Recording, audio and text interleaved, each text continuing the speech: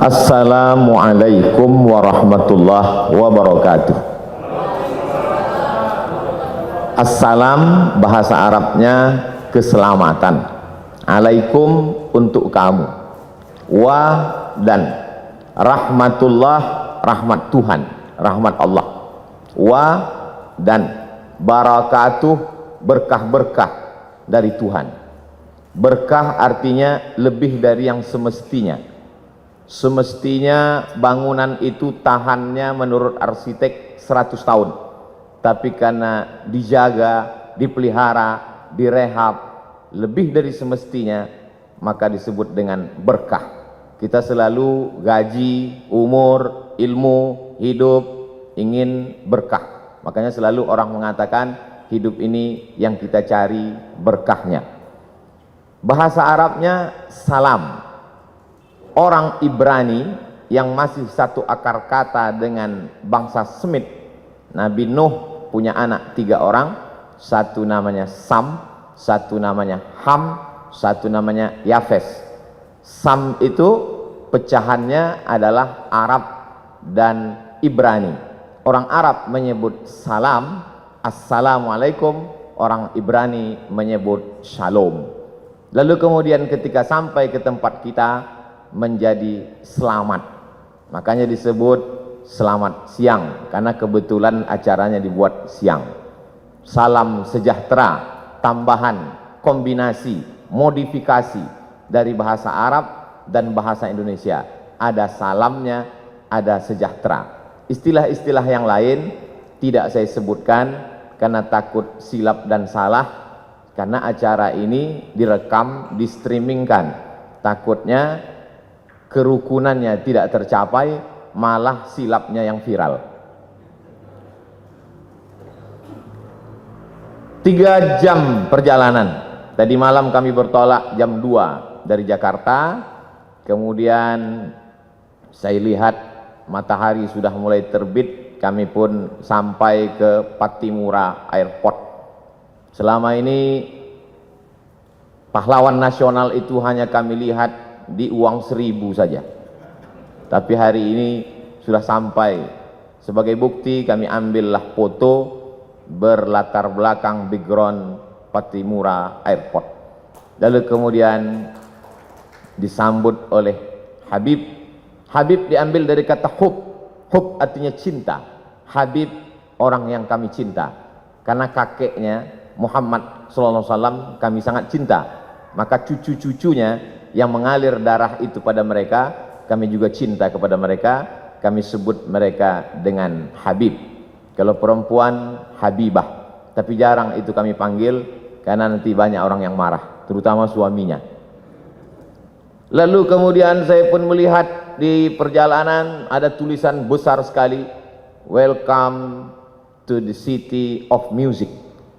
Barulah saya paham kenapa orang-orang Ambon ini banyak jadi penyanyi di Jakarta, karena mereka berasal dari kota musik. Bahkan tadi begitu sampai ke atas ini pun kami disambut dengan musik.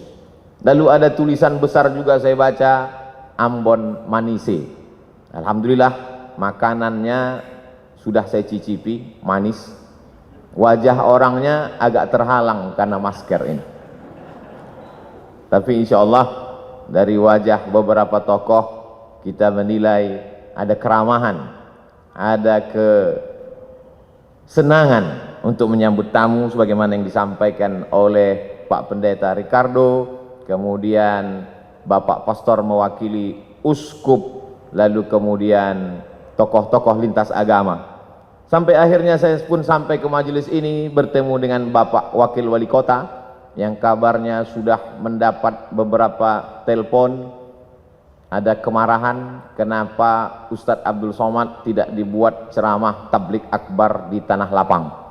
Saya melalui forum mimbar ini menyampaikan, dimanapun saya tausiah hari ini tidak bisa dibuat di Tanah Lapang karena memang suasana kita sedang COVID. Tidak bisa kita mengumpulkan orang ramai. Di hotel pun paling banyak hanya 150 sampai 300 orang. Kalaulah tadi direkam itu kamera dari awal sampai akhir, bagaimana panitia ini betul-betul menjaga prokes kita, Saya di beberapa banyak tempat selama setahun dari Maret 2020 sampai 2021 ini, rasanya yang paling tertib melaksanakan prokes ini di Ambon inilah. Itu Ustadz ngomong begitu karena di Ambon atau bagaimana? Memang saya bisa tanya kepada tim. Karena di Ambon inilah sampai yang mikrofonnya pun ganti masker dah berapa kali. Saya yakin itu virus COVID tidak sampai ke atas ini. Mereka di bawah melihat, tak usahlah kita naik, cepat kita mati katanya. Alhamdulillah bertemu dengan Pak Wakil Wali Kota. Bapak Wali Kota tidak bisa hadir karena sedang ada kegiatan di Jakarta. Ini perlu saya sampaikan supaya jangan ada fitnah di antara kita. Lalu kemudian bertemu pula dengan Bapak Kapolresta Ambon. Saya pikir sudah 3 jam perjalanan naik pesawat itu akan bertemu orang jauh. Ternyata orang sekampung juga dari Sumatera Utara. Lalu kemudian sangat membahagiakan berjumpa dengan para alim ulama, Ketua Majelis Ulama Indonesia, Ketua Majelis Ulama Indonesia Provinsi Maluku dan Kota Ambon. Tokoh-tokoh, orang-orang tua yang tak dapat saya sebutkan satu persatu, insya Allah semuanya selalu mendapat keberkahan hidup. Saya ingin supaya kawan-kawan sahabat-sahabat yang dari portal berita maupun koran media cetak, tolong ditulis berita ini betul-betul bahwa Abdul Somad beramah tamah dengan tokoh lintas agama. Jangan besok keluar lomba ceramah lintas agama. Ada sebuah kampung di Pulau Sumatera, tepatnya di Provinsi Sumatera Utara. Kampung itu bernama Silau Laut, bisa ditulis di Google, Silau Laut. Dia disebut laut karena memang di tepi laut, cuman tidaklah seindah Laut Ambon. Lalu kemudian kampung itu dibuka pada tahun 1901, jadi umurnya 120 tahun. Yang membuka kampung itu kebetulan kakek dari ibu saya, namanya Syekh Abdurrahman. Ketika dia pulang dari Makkah belajar, dia dipanggil oleh Sultan Asahan, namanya Tengku Muhammad Adil. Wahai tokoh agama Syekh Abdurrahman, aku beri engkau tanah di tepi laut itu, ambillah untuk bercocok tanam. Akhirnya kampung itu sekarang menjadi 3 kecamatan. Salahnya kakek kami itu dulu tidak mengurus tanah itu ke BPN. Kalau diurus saya udah kaya sekali sekarang. Lalu kemudian berdatanganlah para pendatang dari suku Jawa, kemudian Mandailing, dan sebagiannya saudara-saudara kita dari Batak Toba, yang umumnya mereka Kristen. Akhirnya sekarang kalau mau ke kampung itu melewati satu kampung yang dihuni oleh Kristen, nama kampungnya Barisan. Kami bertetangga cukup lama, sejak saya lahir 1977. Jarang saya menyebutkan tahun kelahiran saya karena banyak yang tak percaya. Disangka mereka saya masih 23 tahun. Sejak kelahiran saya sampai sekarang 43 tahun tidak pernah ada konflik. Yang Muslim, Melayu, Jawa, Banjar, ada kampung Banjar, dan kemudian yang Kristen mayoritasnya dari suku Batak Toba. Kami bertetangga, bersahabat, berkawan. Masih ingat terbayang di benak saya Pak Manurung, orang Batak Kristen yang datang ke kampung kami mengambil nira. Kami meminum nira, mereka merubah nira itu menjadi tuak, minum khas mereka.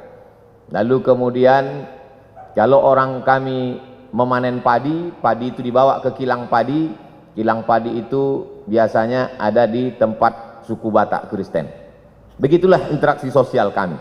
Karena memang diajarkan, wala ana abidum ma'abattum, aku tak menyembah Tuhan yang kau sembah, wala antum abiduna ma'abud, kamu pun tidak menyembah yang kami sembah, lakum dinukum waliyadin. Agamamu untukmu, agamaku untukku. Adapun untuk kemanusiaan sosial, maka kita hidup bertetangga bersama. Saya hanya sampai kelas 2 SD saja di kampung itu. Setelah itu saya pun pindah ke ibu kota kabupaten. Di sana saya masuk SD. Di SD itu ada 2 orang yang berbeda wajahnya dengan kami, kulitnya putih. Dulu kami menyebutnya Cina, sekarang tak boleh sebut Cina, Tionghoa. Satu laki-laki, satu perempuan. agamanya Buddha dan Konghucu. Kami berteman, bersahabat, satu kelompok. Waktu itu kita di kelas tidak berbaris, tapi berkelompok. Nama belajar masa itu CBSA, cara belajar siswa aktif. Yang tahu berarti sudah tua. Kami datang berkelompok, kadang-kadang dia ke rumah kami, kadang-kadang kami ke rumah dia. Lalu kemudian beberapa tahun yang lalu saya buat reuni pertemuan SD. Jumpa lagi. Teman saya yang Tionghoa itu namanya Akyong. Saya lihat Akyong pakai peci. Saya berbisik ke kawan saya, itu si Akyong masuk Islam? Tidak. Kenapa dia pakai peci? Untuk menghormati kau. Begitulah kami bersahabat. Tamat SD tahun 1990, saya pindah ke Medan. Di Medan, kota Medan mengajarkan saya bagaimana kami di Medan hidup berbagai macam suku dan agama. Di Medan ada satu kampung namanya Kampung Keling. Dulu menyebut Kampung Keling biasa, sekarang tak boleh lagi. Karena Keling itu identik dengan orang yang hitam, selalu dipanggil Keling. Jadi kalau ada orang kulit hitam, keling kali kau, kata dia. Maka dirubahlah kampung itu sekarang namanya Kampung Madras, untuk mengambil nama salah satu kota di India. Kita tahu orang-orang saudara kita dari India datang ke Sumatera ketika masa penjajahan Belanda. Ada yang mengambil upah, mengambil karet, lalu kemudian memetik tembakau Delhi, tanah Delhi yang sangat subur. Ada yang Muslim. Masjid salah satu tertua di kota Medan adalah Masjid India, dibangun ketika Krakatau meletus, dan saya diizinkan untuk menyampaikan ceramah di sana. Lalu kemudian saudara-saudara kita yang datang dari Hindu, maka mereka membuat sebuah komunitas. Kuil terbesar di Pulau Sumatera, kuil Hindu ada di kota Medan. Kuil itu bernama Kuil Sri Mariaman.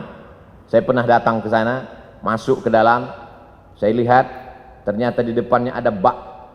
Di dalam bak itu ada air. Semua tamu yang mau datang cuci tangan, cuci kaki. Lalu saya pikir, oh ternyata berwuduk juga mereka.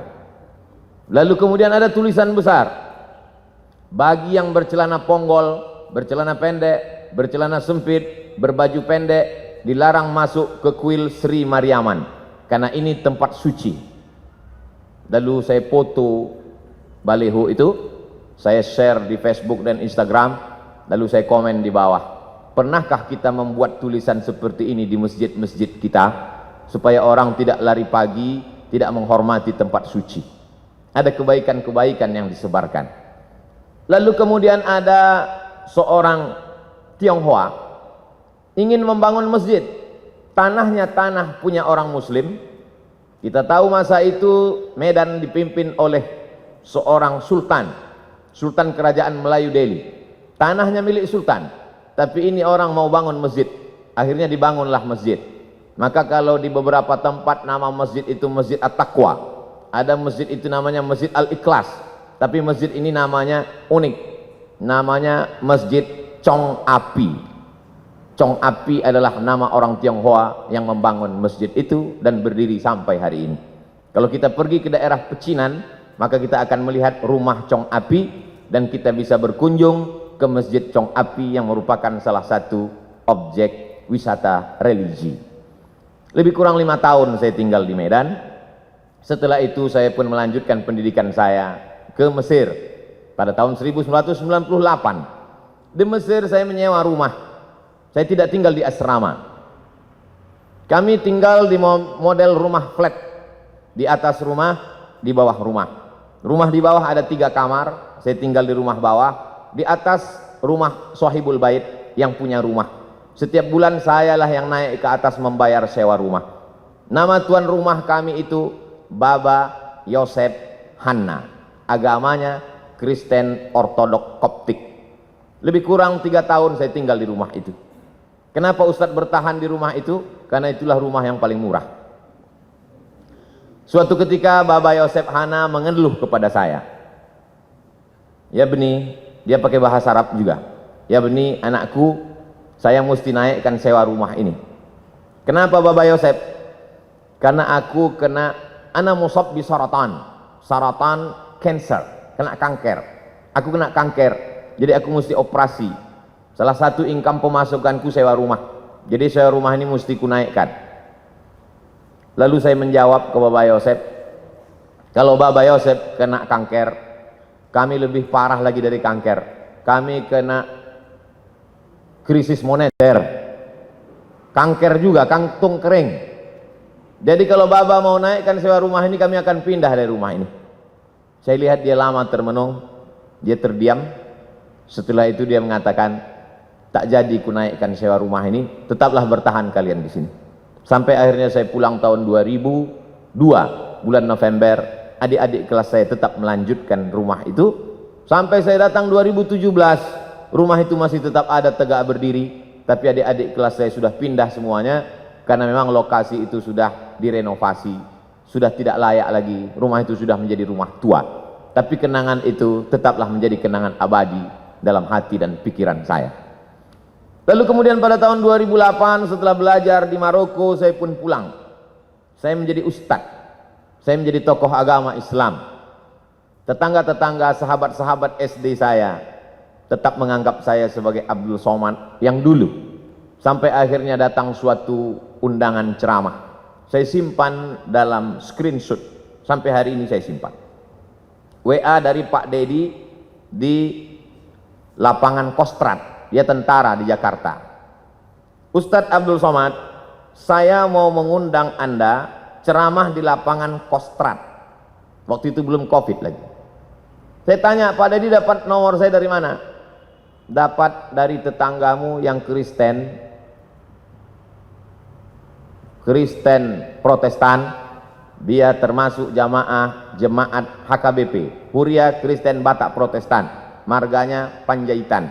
Masih kenal? Oh kenal, dia tetangga dekat rumah saya dulu waktu sekolah. Dari nomor dialah aku dapat jadwal ceramah ini. Biasanya kalau ada orang mengundang saya dari satu kota, saya beri ke koordinator kota itu. Kalau dia Jakarta, saya beri ke koordinator UAS, Ustadz Abdul Somad DKI Jakarta, Jabodetabek. Kalau dia datang dari Sumatera Utara, saya kasih ke koordinator. Tapi ini langsung ke saya. Saya bilang, insya Allah saya akan datang.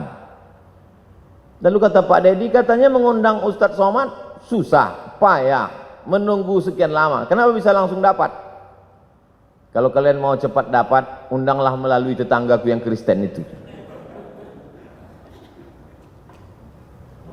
Sebulan yang lalu, tetangga saya, lain orang, dia kirim foto rumah mengaji, dindingnya belum disemen, atapnya tidak pakai dek, anak-anak belajar Quran di lantai. Adinda Abdul Somad, itu tempat mengaji itu adalah rumah si Joni, tepatnya di depan rumah si Hot Maharahap. Aku mohon kau dukunglah tempat mengaji ini. Padahal dia Kristen. Dia ingin supaya tempat mengaji itu saya support. Akhirnya saya hubungilah tim Yayasan Tabung, Yayasan Wakaf Hajah Rohana. Setelah mak saya meninggal, saya buat program kemanusiaan untuk memberi makan fakir miskin, namanya Yayasan Wakaf Hajah Rohana. Saya minta supaya tim mensurvei tempat itu.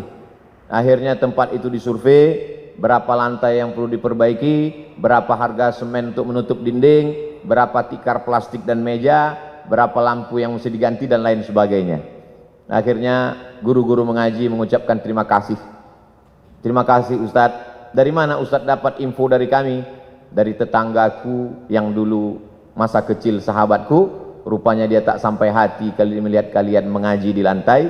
Akhirnya dia WA saya dan hari ini tetap terjalin.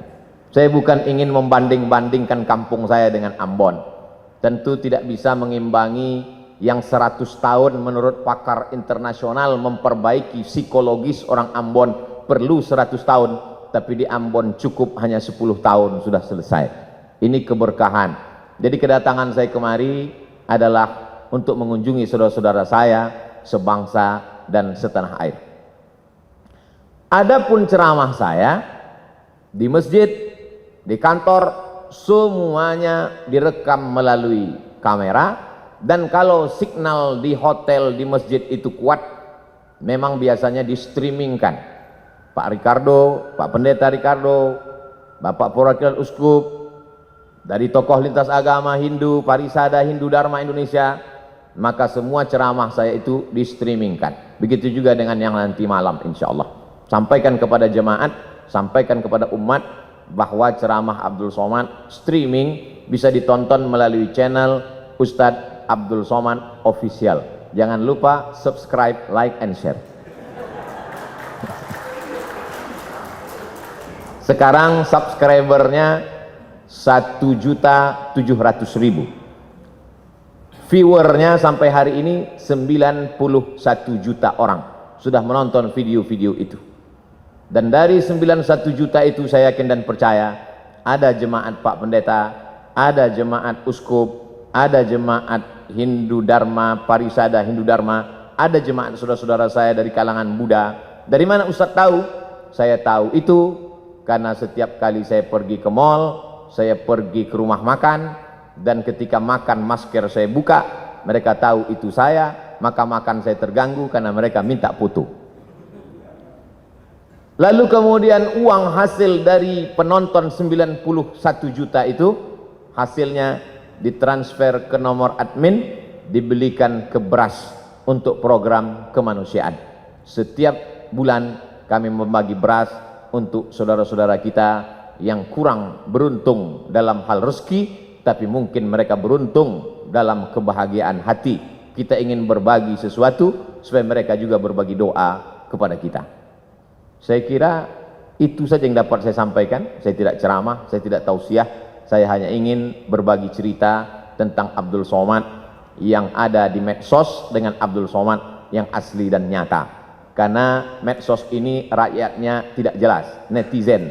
Kata orang, sekejam-kejamnya Ibu Tiri, lebih kejam lagi netizen. Banyak ketika kita bertemu dengan orang di medsos berbeda dengan ketika ketemu dalam kenyataan. Dan itu fakta. Ketika jamaah bertanya, bercerita ke saya sudah lama melihat Ustadz di YouTube, di televisi, baru ini berjumpa, ternyata lebih muda dari aslinya. Bertemu itu penting.